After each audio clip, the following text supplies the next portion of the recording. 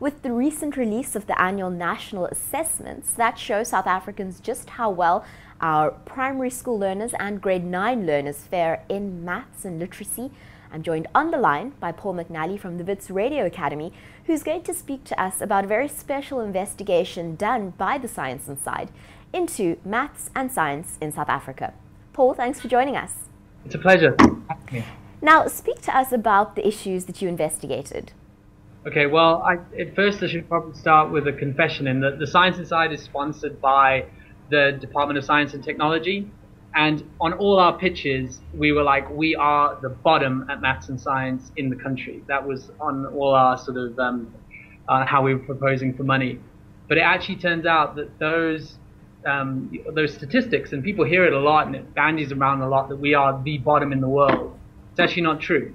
And we went into that in some detail, and it is a good thing that we are not the bottom in the world, but it is also quite ironic that we can't even get a scientific study about how bad we are correct. So that's how we start the show.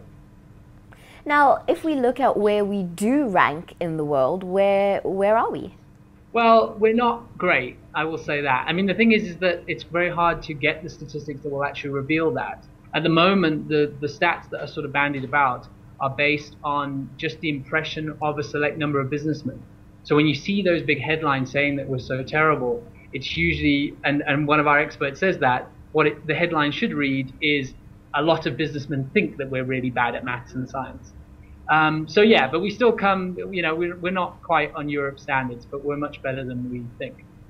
I think what's been highlighted this week and last week with the announcement of the annual national assessments is that the focus is on how terrible our results are, and we're not saying they're not bad, but what we really need to be focusing on is that we're using dodgy methods really to assess our education standards. Yeah, and people aren't really being treated fairly, I think. I mean, one guy we interview in the show, he's a professor at UJ, and he goes into how much you can get out of kids with very, very few materials if you treat them correctly and if you give them the attention that you'd sort of expect in a sort of education environment. He's also big on the idea that you shouldn't give anyone calculators because it basically rots your brain. I think people underestimate how much you can do with very little in terms of education.